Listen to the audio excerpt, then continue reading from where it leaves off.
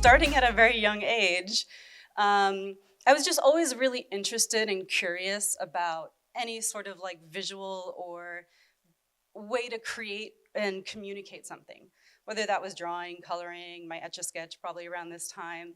It was all about how do we sort of like make things, and can you tell what this is, and all of those pieces. Always just a really strong part of my childhood. And another strong piece growing up was art. So I grew up here in the city, in the Bronx, and my dad would take us to Museo del Barrio, which is over by the park.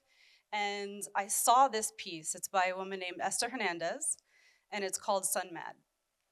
And mind you, at the time, as a young kid, eating little raisin boxes in the 80s, on an almost daily basis.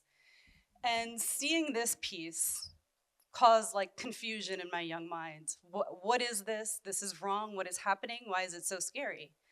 And my dad communicated, for those of you who don't know, this piece is actually really around the injustice of migrant workers and how, doing the work that they do puts them in very harmful environments. And as a kid, I'm like, this is wild, and these are something that I'm consuming every day.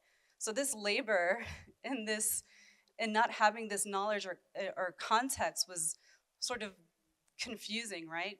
Causing a bit of that like juxtaposition of, something I love and then learning some more about it. But what this also ignited in me is visuals that I'm enjoying and making that I'm enjoying can actually really communicate something really powerful. So this is a way to communicate that culturally in art, but how do we now take this and apply it to what we're doing? And that's a bit of my approach on brand. So a bit about background and context. This is sort of just a view of some of the work.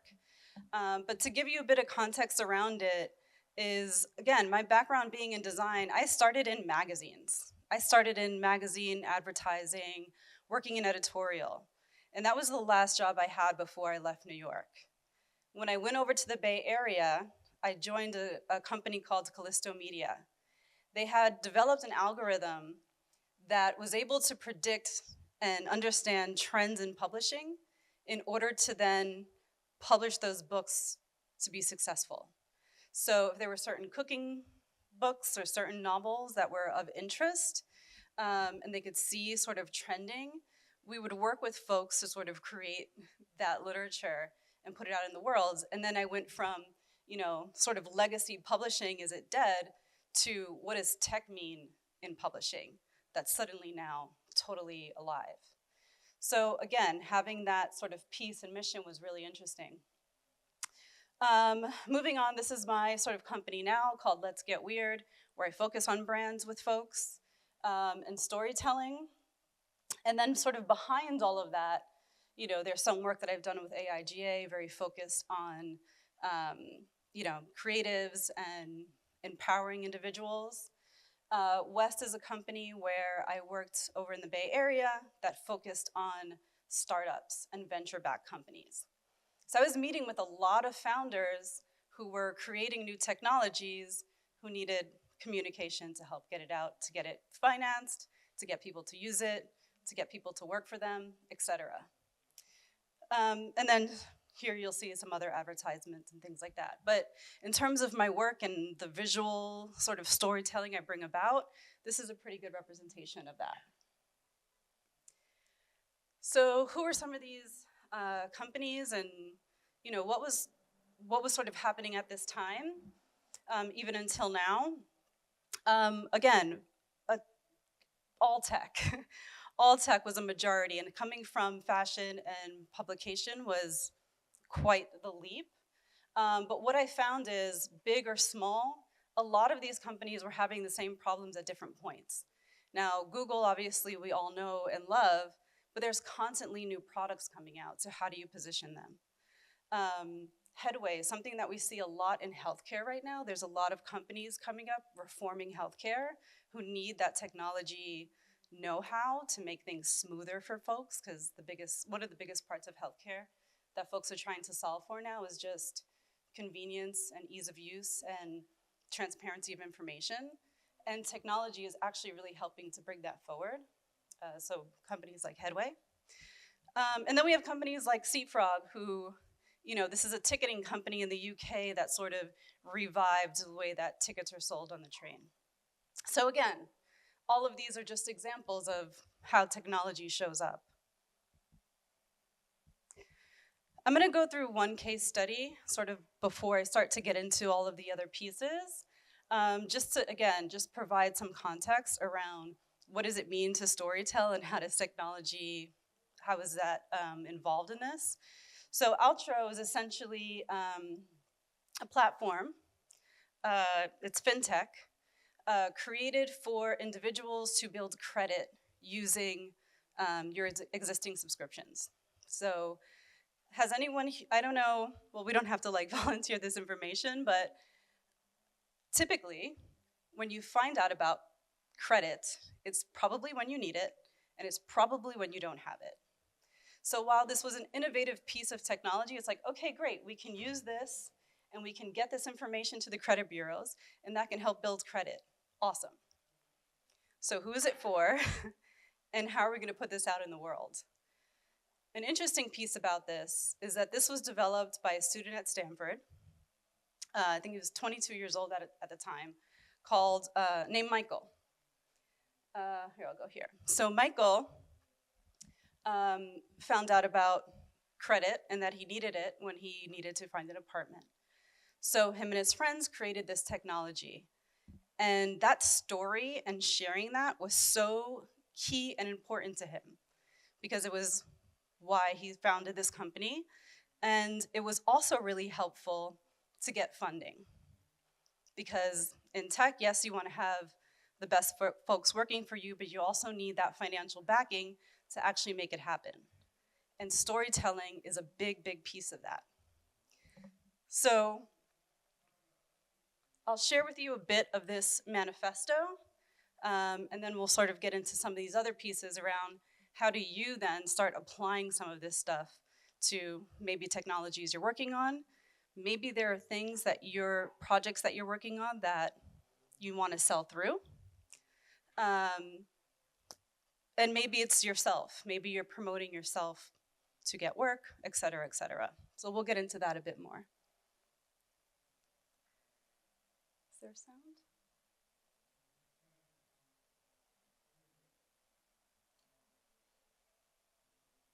I don't think we have sound fully. Okay, we can skip over this. So back to the storytelling piece. What we learned based on the work that we did with Michael was that this was a story shared by many. So we kind of really built that out. These are beta users of the product who helped us with feedback on how the product is working, and then what impact this made in their lives. So in terms of brand and what we created not only a visual design and some taglines, credit is power, financial power to all, but there was also this piece around this is a human need and it's accessible for folks, and so let's introduce folks to it. So again, that storytelling piece with technology and just making a really human story. So now let's talk about brand. Brand, I think, is one of those funny things where the mind can immediately go to advertising. It usually goes to like the Nikes of the world. And that is very true. That is branding well done. That is iconic branding. And I think we can learn a lot from that. But how do we start to use those tools into whatever our need is? And there's some frameworks for that. And I think walking away with some frameworks would be really helpful. And getting past the idea of that a brand is just a logo is probably one of the first steps. It's super important having an icon, having something memorable, having something on your merchandise, absolutely. But that's only one sort of piece of it. I love Googling the basic root definition of anything. So this is the basic definition of branding, which is essentially used for farmers in literally branding cattle. And it's still accurate in that if I see this cow go by with this marking, I know it's Farmer Joe's down the road. And as simple as that, there you have it. But then what more is behind it? Because just knowing that isn't necessarily enough. So let's ask some experts. What is brand? Products are made in a factory, but brands are created in the mind. Okay. What about our boy Jeff Bezos? A brand for a company is like a reputation for a person. You earn reputation by trying to do hard things well. I definitely agree that reputation is a huge part of brand. I think that's a big part of the story. And then the more rebellious Jessica Walsh, if no one hates it, no one really loves it. So this is speaking to just the visceral reaction to brand. Positive, negative, a reaction to brand. And if no one's talking about it and no one cares, sort of what's the point? And it's a shame to have so much hard work go unseen because it's not positioned well. I spoke a little bit about how we can use this for personal brands, and this is something that I'm constantly struggling with. Having folks sort of, have some sort of reaction to it or be able to talk something about the projects and products that I'm working on. And it sort of goes on and on this way. It's super sort of elusive. And then coming back to some of these basic branding definitions, we talked about the sort of iron cattle example, but it's also the promotion of products and, advertising and design, which again, absolutely, it's very true. But this is the part for me that's most significant. And that is the part for me that's most helpful when thinking about personal brands is distinctiveness. Distinctiveness in some way. When you talk about tech, I think Michael said earlier, like, to say you work in tech isn't necessarily enough. To say I work on an app doesn't sort of mean anything because there are so many apps. But what's distinctive about it? And how is it helpful? How is it useful? And why should I or anyone else care? And this is just my visual example of such a thing. But this is kind of what it is. It's really just a sea of sameness, and how do you stand out in that, whether it's, again, your own product or yourself as an individual. So, to see a slide deck with Steve Jobs on it is not anything new for a tech conference. But one thing I just want to point out here is that in our lifetimes, we have seen incredible innovation. And while we may be carrying our phones around now like, it's totally normal, there's a point where it wasn't. And we're living in a time where we're watching amazing people really change and shift the way we behave and change and shift the way we interact with technology. So what can we learn from that? All of these individuals have an amazing and interesting story to tell. I think we all do. It's just a matter of sort of tapping into that and then sharing it. This is a famous quote by Henry Ford. If you ask people what they wanted or how they wanted to sort of get around faster, they would just say, we need more horses. We need more horses and we need faster horses. Because nobody was worried about a car. This is something that was an innovation in technology. So how do you convince people who already have a solution to move to an innovation? And it's a tricky thing. It's a tricky thing, and we're seeing it all the time now. How many people feel extremely safe driving in, a self-driving vehicle, just being a passenger? It's something that we're still testing. It's something that exists now.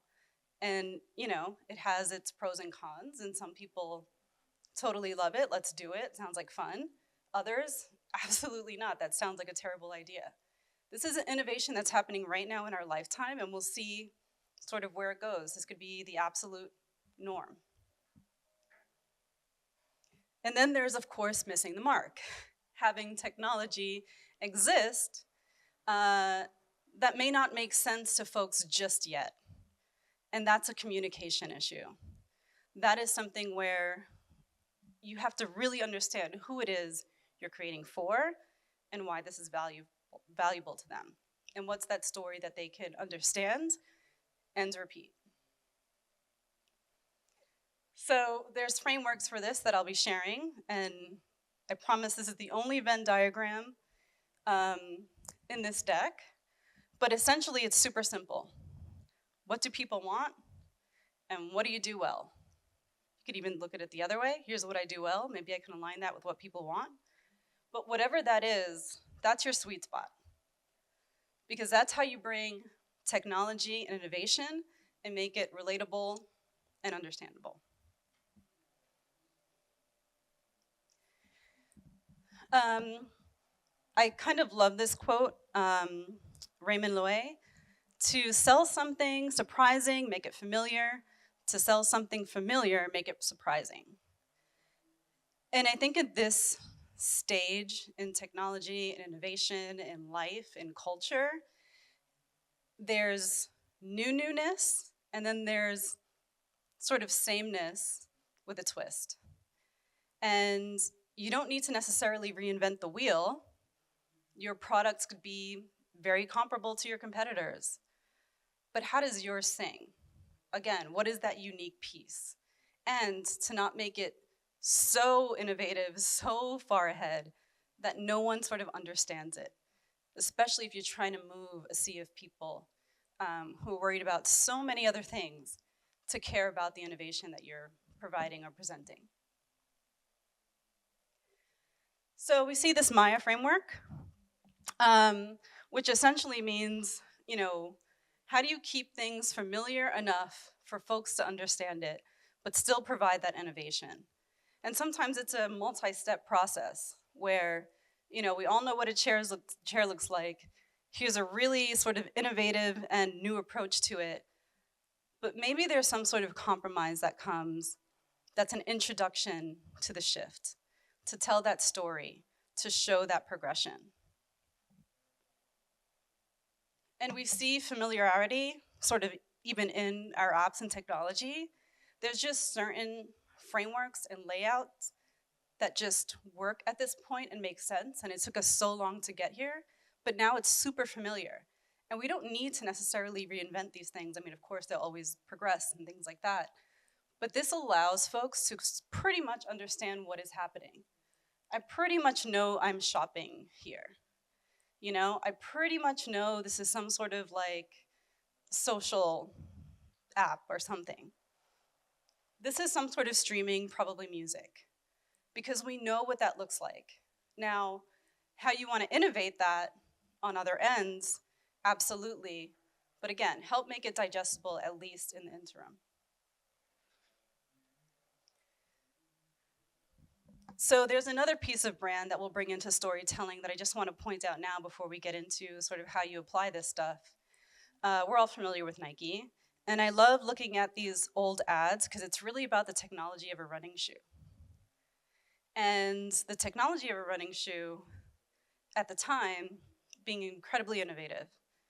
Customized for this, looks cool, all the things.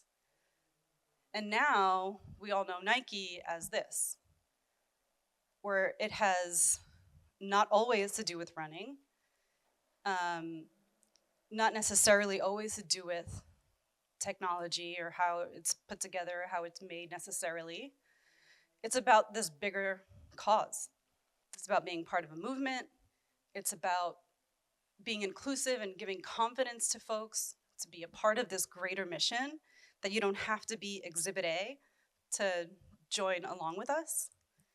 And that really shows up in their brand and their brand statement, which is, if you have a body, you're an athlete, which really just opens things up for everyone. And in a way that doesn't open it up to everyone that it speaks to no one, but opens up to everyone in a way of saying, if you want to be a part of this, you can. It's here for you. Come join us for the ride. There's a lot of talk about AI. I'm not even going to attempt to have a conversation about this in this room, but one thing that I'm noticing from a brand perspective with AI in general is sort of just confusion. If you think about what OpenAI is sort of how they're positioning themselves, it wants to create a benefit for all of humanity. Okay. But there's a lot of confusion around what that actually means, or how it works, or why it's useful for me when I'm like literally trying to make my toast. How is this relevant? And I think, in my opinion, AI right now is really just going through like a brand growing pains. Because when you want something for people to sort of use and understand, again, that initial approach is just make it digestible, tell them a story, have it be something relevant to their daily lives. So these are the 4 questions, and we talked a little bit about this in the last talk, but these are the 4 questions, statements, words that help start to bring all of this stuff together.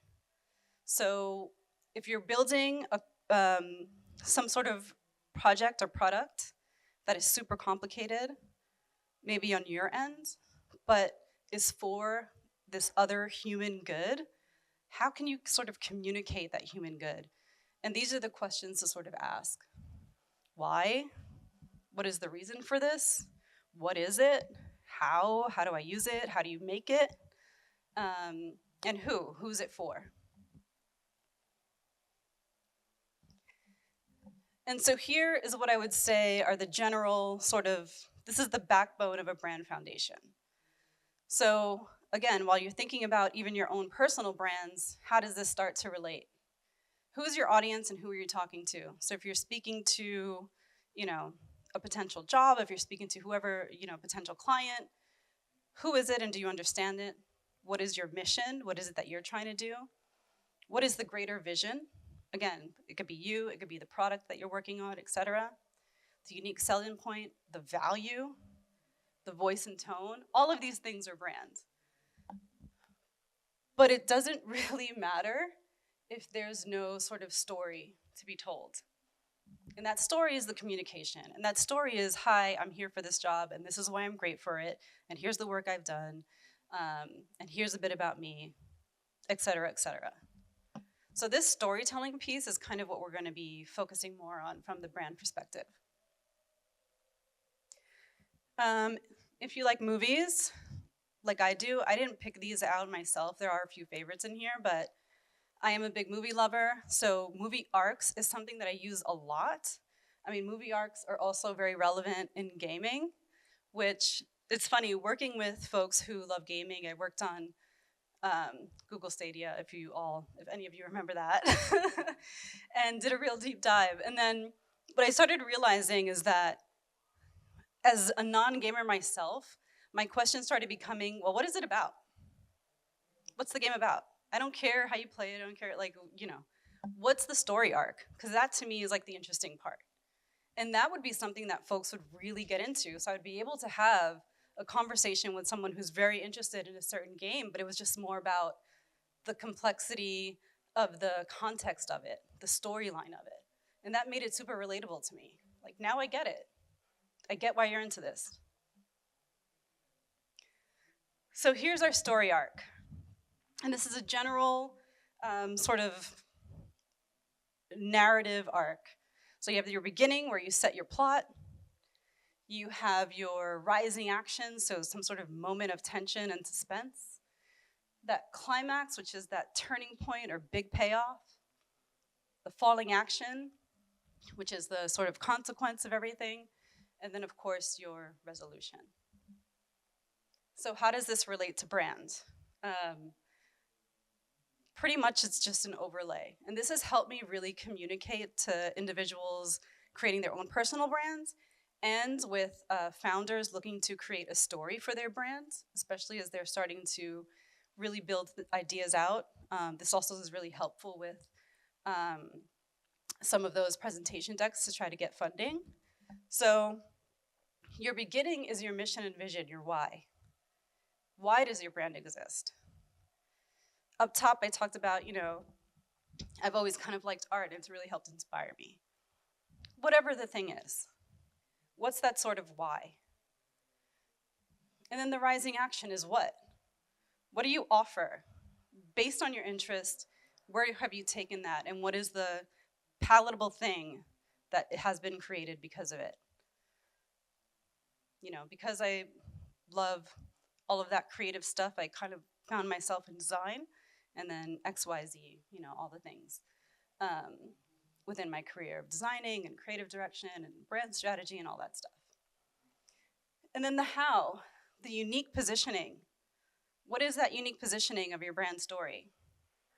Mine right now is the creative design background, meeting the tech experience, meeting the sort of strategy and brand, and sort of putting that all together.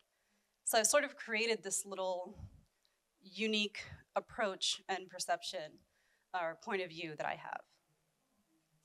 And then the falling action. Because of that, sort of now what? How does that sort of manifest? Who's your target audience? I work with a lot of tech companies. I work with a lot of founders. I work with a lot of creative leaders because they're working to try to tell this story. And then the resolution. What is your unique selling point? What is unique about the thing that you're offering?